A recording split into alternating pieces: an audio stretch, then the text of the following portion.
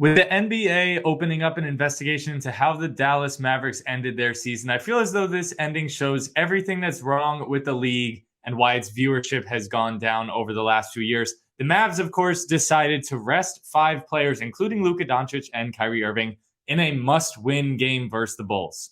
The Mavs even blew a 15-point lead en route to the inevitable loss, eliminating them from playoff contention. Now, while load management is all but a common practice today, the timing and circumstances of the Dallas situation here is pretty obvious to anyone with a brain that Dallas wanted a draft pick over a chance at the play-in. The Mavs now, with that loss, finished with the solo 10th worst record in the NBA, giving them a 79.8% chance of drawing a top 10 pick in the lottery this season. If Dallas finished solo 11th, the only way it could have drawn a top 10 pick is if it defied significant odds and drew either the 1, 2, 3, or 4 pick, all of which have fewer than a 3% chance. Now, all of this said, I just think this Dallas situation is a symptom of the larger issue that's been going on for a long time. And today, I wanted to take the time to tell you, in an ideal world, how I would fix the NBA. I have 3 things that I think could go a long way in fixing the product of the NBA and making it a more enjoyable regular season for its fans. But before we get into that, first and foremost, Jason Cole, my brother, again, this reputation that you're starting to get as a guy who can't guard me grows by the day. But how are you? I'm doing well. Happy Easter to those that celebrate. How are you doing today, my good friend?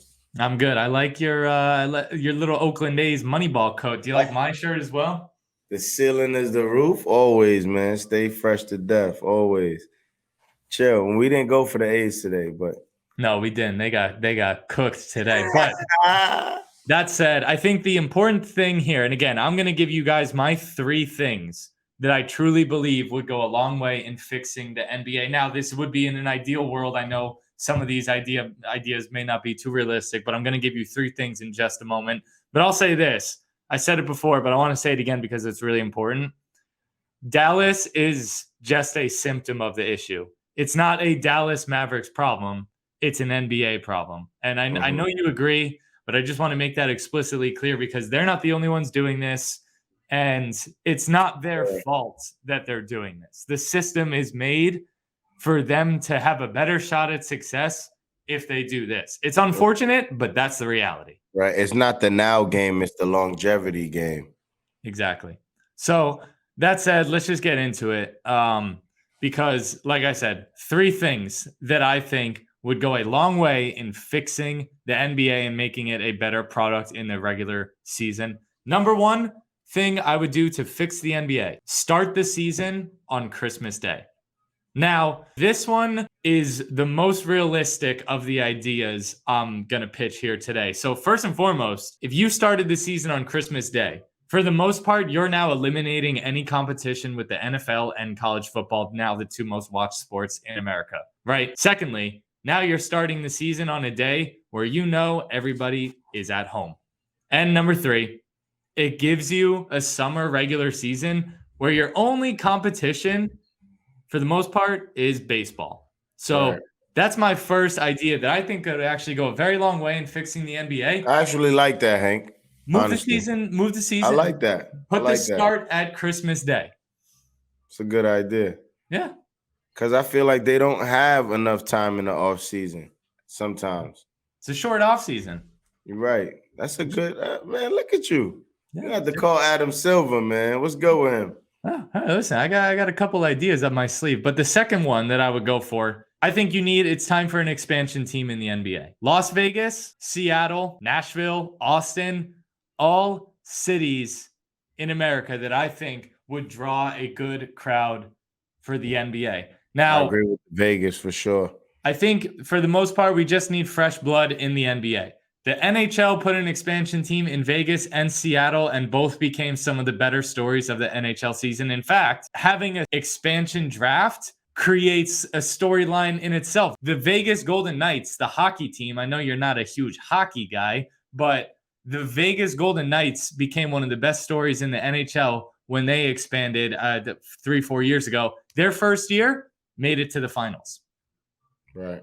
Because you know what's great about expansion teams? When they do these expansion drafts, of course, the way they work is, every team has to let go of a guy and say, you're now, you're part, you can go. Like, you're part of this expansion draft. You can get taken. So what happened in Vegas, it just became, in the NHL, that is, it just became a team of guys that nobody wanted. So they banded together off that. They said, we're just going to be a bunch of fucking misfits, cause some chaos. Those guys ended up in the finals. Underdogs. Because I think expansion team is an absolute must for the NBA within the next 10 years. Number 3, you just got to hear me out on this one. I know it's not realistic. I know this would never happen. But add relegation and promotion to the NBA. And what do I mean by that? For my fans in America who don't understand the European soccer model. In Europe, they don't have a playoff system, right? There's no regular season and then into the playoffs. They don't do that. Instead, what they have is one regular season. The 3 worst teams go down. The 3 best teams from the lower league go up. Promotion, relegation. Now, this is not realistic for the NBA, but just imagine a world, just imagine a world where just one team, the worst team in the NBA, went down, and the best G League team went up. That is fire. I like that idea right there. Oh, now would cause dudes to play. It's time to play. I can't lose because I'm not trying to be in a G League when my contract is not so much. So for better or for worse, the root of the NBA's issues, a lot of it just comes down to money. Now, if you take the money scenario into question and say, well, now you're going to get relegated, you're going to lose your TV contracts because you're playing in the G League now, all of a sudden the owner doesn't want to fucking lose. All of a sudden the players don't want to lose. And you say it's a crazy idea that they would never do it. It's not a crazy idea. The NBA is very vocal about growing the G League and making it a viable option for college kids. What if one day there's a time where you have 5 5-star prospects who would have been at Kentucky, Carolina, Duke, whatever. They're all on a G League together on the Vipers or whatever. They win the G League. This Detroit Pistons team, who just won 17 games, goes down. And they get promoted. I like it. Or maybe what we do is, so it's not or to make it, add a little American flavor to it, you can have promotion and relegation and make it so the winner of the G League versus the worst team in the NBA, 7-game playoff series. Play it out. For 7-game playoff series for the right to go. That's even better. Even better. You outdid yourself with the second one. Actually, throw away the first one. I like the second one better. Yeah. Boom. Adam Silver, holla at us, man. Be a friend. Adam Silver, listen up, bro. But more importantly, Adam Silver ain't gonna listen to us. We want you guys to tell us what you think would fix the NBA. Drop a comment, let us know. That's a fact.